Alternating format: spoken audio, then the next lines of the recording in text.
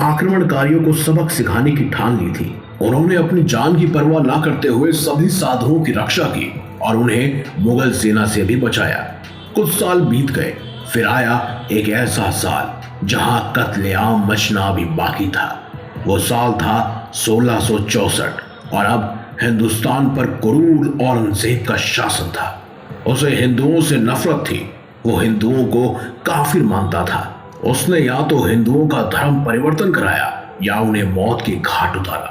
औरंगजेब एक एक कर सभी प्राचीन हिंदू मंदिरों को तोड़ रहा था।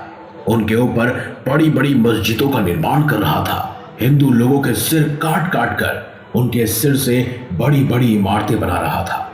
दूसरी तरफ नागा साधु हिमालय की पहाड़ियों में अपनी तपस्या में लीन थे। उस समय भारत भूमि पर हिंदुत्व स्वराज के लिए अपने जीवन को योग्य बनाने वाले छत्रपति शिवाजी महाराज आदिल शाही और कुतुब शाही जैसी इस्लामी सल्तनतों से लोहा ले रहे थे। ऐसी स्थिति में छत्रपति शिवाजी महाराज को उत्तर भारत में हमला करना संभव नहीं लगा और इसी स्थिति का फायदा उठाते हुए औरंगजेब ने सबसे बड़ा फैसला लिया। साल 1721 में औरंगजेब का अगला निशाना था साक्षात काशी विश्वनाथ मंदिर, जो 12 ज्योतिर्लिंगों में से सबसे महत्वपूर्ण है। काशी विश्वनाथ को ज्ञानवापी मंदिर भी कहा जाता है। आज इस्लाम के लिए मक्का और क्रिश्चियन के लिए जेरूसलम जितना महत्वपूर्ण है, उससे भी ज्यादा हिंदुओं के लिए कहीं अधिक महत्वपूर्ण स्थान काशी विश्वनाथ था, क्योंकि भगवान शिव जी ने कहा था कि काशी उन्हें सबसे प्रिय लगता है। आखिरकार औरंगजेब ने अपनी सेना को आदेश दिया कि काशी विश्वनाथ मंदिर को तोड़ा जाए। औरंगजेब की विशाल सेना काशी में हमला करने पहुंची। वहीं दूसरी तरफ जैसे ही नागा साधुओं को पता चला, वैसे ही सभी नागा साधु हिमालय की पहाड़ियों से नीचे आए। उन्होंने काशी की तरफ प्रस्थान किया।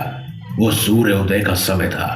महानिर्वाणी अखाड़ा के लगभग 40,000 नागा साधु हाथ में त्रिशूल लिए, शरीर पर भस्म लगाए काशी में आ पहुंचे। उन्होंने काशी मत से गूंज उठी। यह शंखनाद मुगल सेना के मन में डर पैदा करने के लिए काफी था।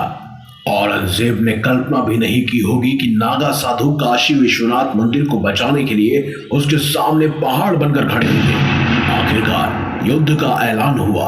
नागा साधु हर हर महादेव का जयकारा लगाकर मुगल सेना पर टूट पड़े। नागा साधुओं के हाथ में त्रिशूल के अलावा कोई अन्य अस्त्र नहीं था, जबकि दूसरी तरफ मुगल सैनिक बहुत सारे अस्त्रों शस्त्रों से लैस थे। उनके पास घोड़े, हाथी और बहुत सारे दस्ते मौजूद थे। नागा साधुओं ने महाकाल का रूप धारण करके काशी में तांडव मचाना शुरू किया। हवा में से धूप और सभी की साधुओं के मुंह से हर हर महादेव के जयकार गूंज रहे हैं। चीखती चिल्लाती इधर उधर भाग रही थी। किसी के सर धड़ से अलग होकर नागा साधुओं के त्रिशूल में गड़े थे, तो किसी मुगल सैनिक के शरीर से निकल रहा खून नागा साधुओं का अभिषेक कर रहा था। आखिरकार सूर्यास्त का समय आया। कई हजार नागा साधुओं के रक्त से काशी और भी पावन हो चुकी थी, लेकिन उससे कई गुना अधिक रक्त औरंगजेब की सेना का बहा था। अब तक 300 से भी अधिक मंदिरों को तोड़ने वाले औरंगजेब और उसकी सेना ने इस भयानक दृश्य की कभी कल्पना भी नहीं की होगी। सूर्यास्त होते ही मुगल सेना काशी से भाग खड़ी हुई। औरंगजेब के पैरों तले जमीन खिसक गई कि आखिर साधना करने वाले कैसे एक विकराल रूप धारण कर सकते हैं। और इस युद्ध से औरंगजेब को गहरा सदमा लगा। लेकिन नागा साधुओं का पराक्रम सिर्फ यहीं तक नहीं था, बल्कि इसके बाद भी उन्होंने मुगलों और अफगानियों से कई युद्ध लड़े। सन 1751 में प्रयाग के संगम तट पर कुंभ पर्व का आयोजन हुआ था और इसमें हजारों नागा साधु एकत्रित हुए। उन दिनों अवध क्षेत्र में अफगानों ने उत्पात मचा रखा था। प्रयागराज भी इन अफगानों के आक्रमण से पीड़ित था। कहते हैं कि महंत राजेंद्र गिरी के नेतृत्व में 1200 से अधिक नागा साधुओं ने अफगानों पर आक्रमण कर दिया और उन्हें चौतरफा घेर कर यहां से खदेड़ दिया। तब एक बार फिर अफगान आक्रमणकारी अहमद शाह अब्दाली ने नागा साधुओं से बदला लेने की सोची। सन 1756 में उसने फिर से मथुरा पर हमला कर दिया। में कत्लेआम मचा दिया। इस कत्लेआम का शिकार जनता के साथ साथ साधु संत भी हो रहे थे। ये समाचार पाकर नागा साधुओं का एक जत्था, जिसकी संख्या 5000 से लगभग थी, वो सब सीधा मथुरा पहुंचे। जिसके बाद नागा साधुओं का अहमद शाह अब्दाली से सीधा सामना हुआ। मथुरा की पावन धरती में नागा साधुओं से ज्यादा दुश्मन सेना का खून बिखर रहा था। अपनी वीरता के बल पर नागा साधुओं ने अब्दाली की सेना को मथुरा से खदेड़ दिया। इस भीषण युद्ध में लगभग 2000 नागा साधुओं ने अपने बलिदान से मथुरा की भूमि को पावन कर दिया।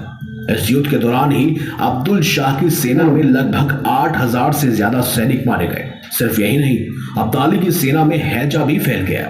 सैनिकों ने माना कि मथुरा में संतों पर जो हमले उन्होंने किए, इससे उन्हें श्राप लगा है और वह सब इसी वजह से बीमार पड़ गए और अब्दाली मथुरा में कब्जा नहीं कर पाया। इसके बाद नागा साधुओं द्वारा एक और विशाल युद्ध लड़ा गया, जहां पानीपत के विशाल युद्ध में नागा साधुओं ने भी मोर्चा संभाला था। सन 1761 में पानीपत में हुए मराठा अफगान युद्ध में भी नागा साधुओं की वीरता का वर्णन मिलता है। ये वो दौर था जब मराठे कमजोर पड़ने लगे थे और अफगान हावी होने लगे थे। तब महंत पुष्पेंद्र गिरी के नेतृत्व में 10,000 नागा साधुओं के जत्थे ने मोर्चा संभाला और अफगानों को उल्टे पांव भागना पड़ा।